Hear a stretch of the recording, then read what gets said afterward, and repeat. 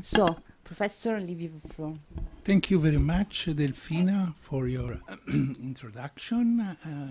This is a second time for me to speak about freedom of access to science, space science data, because we had just 1 week ago, more or less, an event, a side event in the COPOS, in the committee for the, yes, the legal subcommittee of the Committee on Peaceful Use of Outer Space, on this very issue of the legal aspects of the Open Universe initiative, because we thought, and I think that also the director of the Office for Outer Space Affairs of the United Nations agreed with that this is an important issue to be dealt with.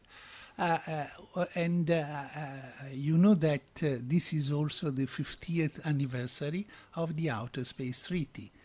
In 1967, the Outer Space Treaty, meaning the Treaty on the Principles Governing the Activities of States in the Exploration and Use of Outer Space, including the Moon and other celestial bodies, was concluded and has now more than 100 state parties.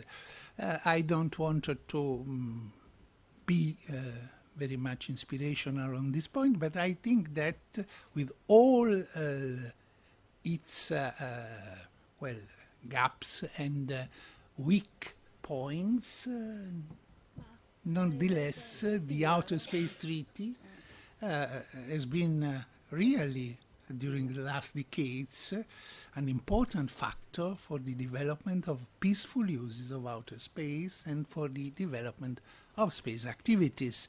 There are few principles in the treaty that are very important, also to build upon them in the direction of recognizing this freedom of access to space data not only as a moral principle.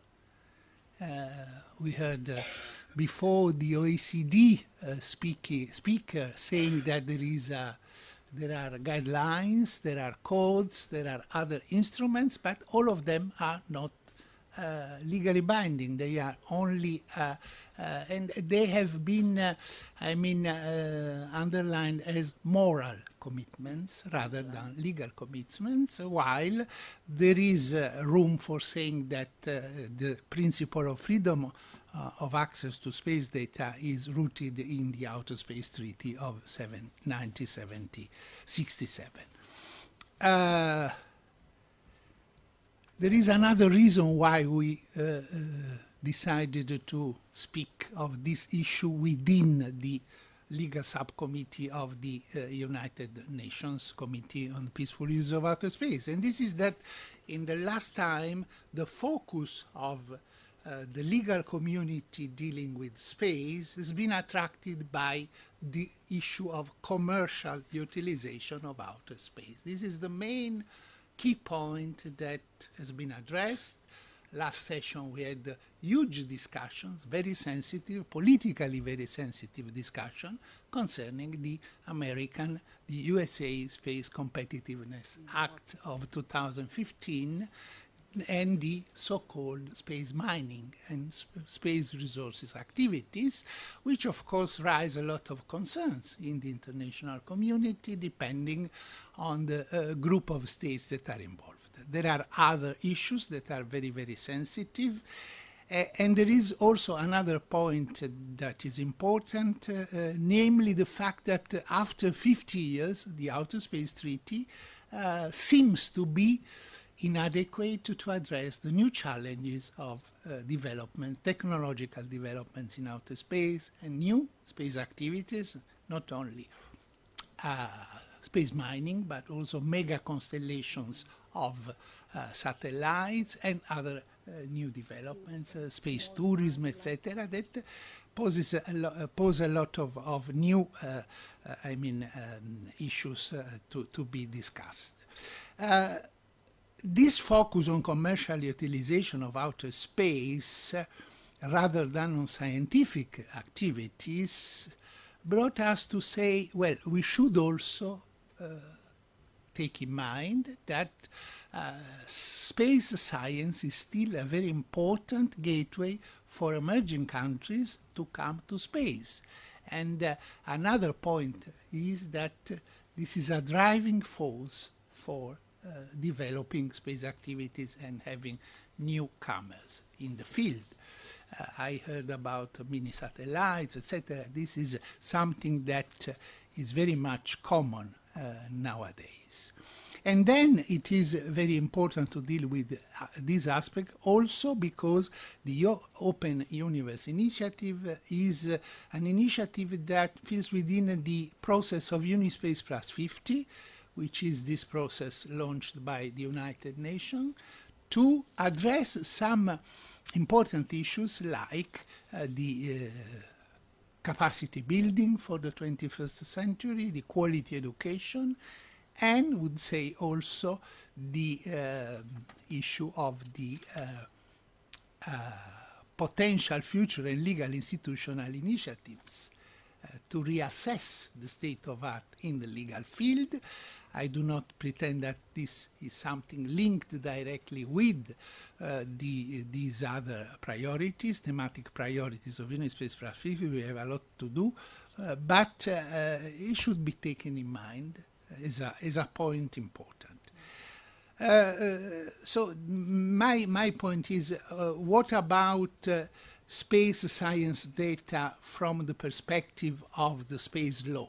I would stay within the top level of space law, because space law is not only composed by the 5 UN treaties on outer space, concluded between 67 and 79, but there are a lot of other legal instruments dealing with space data and national legislations on space activities, which are developing at a very fast rate, other kind of legal instruments. But as I said, space science data are a part of science data, and for science data we have several instruments that have been adopted in the past decades to recognize access to research data. For instance, the 2004 OECD principles and guidelines, which have been mentioned by the first speaker, then the G8 statement on access to space data in 2013, and lastly the principles on data sharing adopted by the World Data System of the International Council for Science in 2015. But once again, these are ethical commitments. They are presented as ethical commitments. If we go into the legal realm, we can say that the principles of freedom of access to space data is rooted in the, first of all, in the Outer Space Treaty. We have, let me be clear, there are no express references to space data in the Outer Space Treaty. There is a reference to space data only in 3 instruments, I would say. The first one are the principles on remote sensing, where space data are defined and categorized also. There is a problem of orbital data within the LTS, the long-term sustainability exercise, which the COPOS is carrying out in the last years, an important project. And there is a reference to outer space data also in other instruments, but not precisely in the sense we are discussing here as space science data. The Outer Space Treaty refers to the results of scientific missions and to information as an outcome of such missions. There is an express reference to these concepts in an article, Article 11, but first let me mention Article 1, because Article 1 of the Outer Space Treaty not only is an inspirational rule, but it is also something that gives to states, to all states, the freedom of scientific investigation in outer space, including the moon and other celestial bodies, so that states shall facilitate and encourage international cooperation in such investigation. And I should say that Article 1 encompasses not only this freedom of scientific investigation, but also the important freedom of exploration and use of outer space. There are other concepts very important to the access to space data, such as the benefit clause, in the sense that it is said that exploration and use of outer space shall be carried out for the benefit and the interests of all countries, etc. Article 11 is more important, even more important, because it aims at promoting international cooperation in peaceful uses of outer space, saying that in state parties to the treaty conducting activities in outer space, including the moon and other celestial bodies, agree to inform the Secretary General of the United Nations, as well as the public and the international scientific community, to the greatest extent feasible and practical, this is a caveat clause of course, of the nature, conduct, location and results of such activities. On receiving the same information, the Secretary General of the United Nations should be prepared to disseminate it immediately and effectively. So there is a program managed by the United Nations Office for Outer Space Affairs to implement this article, to apply it through, I think, mainly the program on space applications, which was created in '71, and other programs which are affiliated to it. The Outer Space Treaty is not the only treaty that deals with this kind of freedom, because we have other treaties, legally binding treaties, such as the Founding Convention of the European Space Agency, Article 3, Paragraph 2, which says that in carrying out its activities under Article 5, the agency shall ensure that any scientific results shall be published or otherwise made widely available after prior use by the scientists responsible for the experiments. The resulting data shall be the property of the agency. I mean, there are some limitations, of course, to the freedom of access to space data, but it is important considering that space science is a mandatory program for the European Space Agency. Then, if you look at the Memorandum of Understanding on space missions that have been concluded along all the past years, we see that there are model clauses which repeat always the same, but for the clause on rights and distribution, rights in and distribution of data are aimed, of course, to preserve the rights of the investigator, giving them a certain period of exclusive use of that data.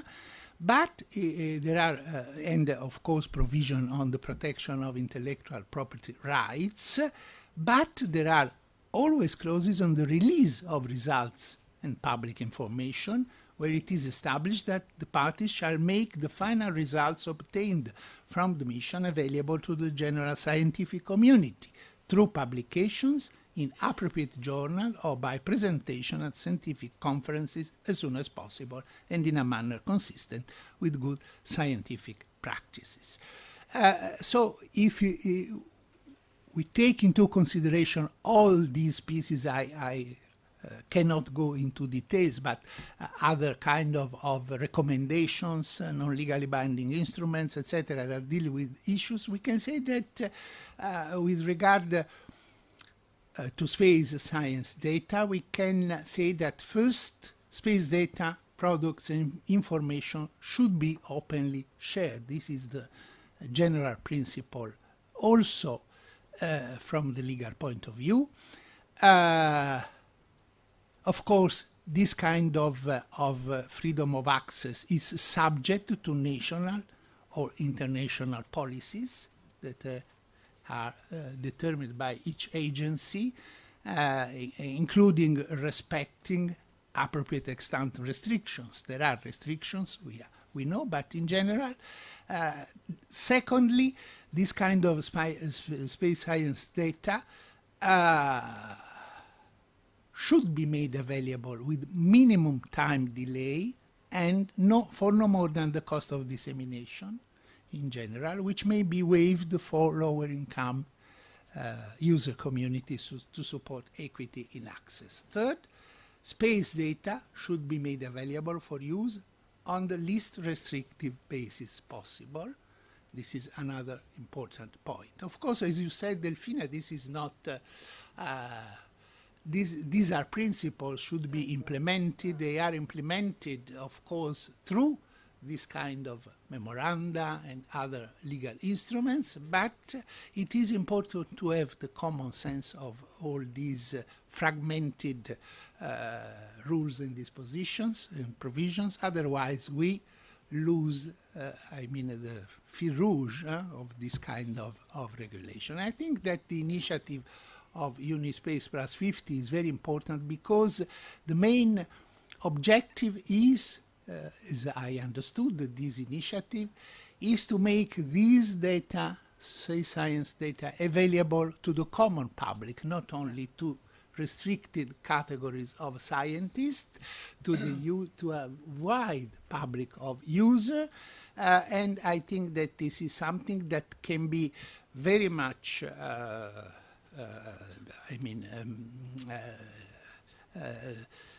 underlined within the initiative Open Universe within the Unispace Plus 50 process, because the Unispace Plus 50 process is something that wants to go beyond the limits of specific categories and try to address issues that are of common interest for the entire humanity.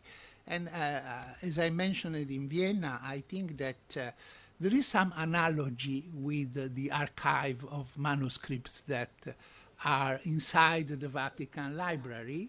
I read a few days ago that the library entrusted a Japanese company to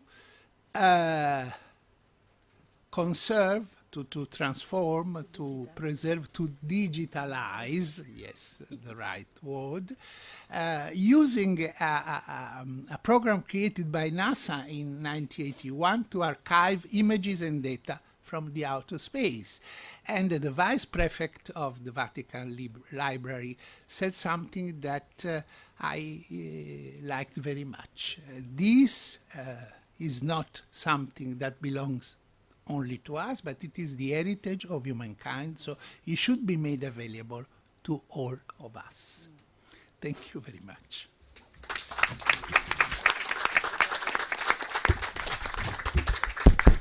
So may I take the privilege of being one of the co-chair of this to start with the question. And so you spoke a lot about this free access, the availability of this scientific data coming from scientific missions. Now, last year we stumbled across a different kind of scientific data coming from commercial missions, so not scientific missions. And this is the case of commercial operators of geostationary satellites, telecommunication satellites, who are owners of data of space weather, actually. And these are data, scientific data, usually coming from the observation of local space weather condition around the satellites. In some specific cases, very rare and few, we have also direct observation of the sun or of the ion flux. Now, these are information that are vital for the survival of these satellites. And obviously, all these commercial operators are in fierce competition, one against the other. So they are not inclined to share with an open community this scientific data. They have found eventually a kind of arrangement that is called the Space Data Alliance, that is a very specific black box where they dump part of this data with no real data quality stamp associated to that, but just some information about the local space weather. Now, how does this match with the Outer Space Treaty that you have mentioned and the free availability of data? Thank you very much. We should consider, first of all, as I said already, that the Outer Space Treaty was concluded at a time where commercial activities in outer space were very far from the imagination, in the sense that the main states that were the driving force under the treaty, USA and the Soviet Union, were very much concerned by other things rather than the commercial activities. And the point that you made is something that regards not only the space data, as you mentioned it, but even other activities. Should, for instance, Article 11, I talked about, be applied also to commercial activities in outer space. So if we use I think that if you use the Outer Space Treaty, we should remember that Article 6 of the Outer Space Treaty says that all space activities, all activities in outer space, both by public agencies and by private actors, should be under the responsibility of the appropriate states, which is normally the launching state, the same that register the space object and the activity, and has jurisdiction, control, and should... And responsibility and liability. And liability in case of damages, of course. So it is a question that we are dealing with in several fields of space law to assess how much private entities are obliged to follow such. And just a few days ago, we were in another meeting with space industries that are supposed to be the companies that will develop the so-called mining activities in outer space. And there was a problem about discussing about this kind of disclosing of information, because also in this kind of activities there could be in the future competition, and so some data could be not easily available. So I understand that they have no, they are not open to disclose their information, to make their investments be profitable, rentable in outer space. But I think that they should be considered as, through the states, obliged to disclose information with some limitations that are normal limitation, commercial limitation. Thank you very much. So national legislation will be the key. Yes. Through the national legislation, when existing. When existing, that's the problem. Will be the key, if any. So we are very, very short in time. we are Now that already we are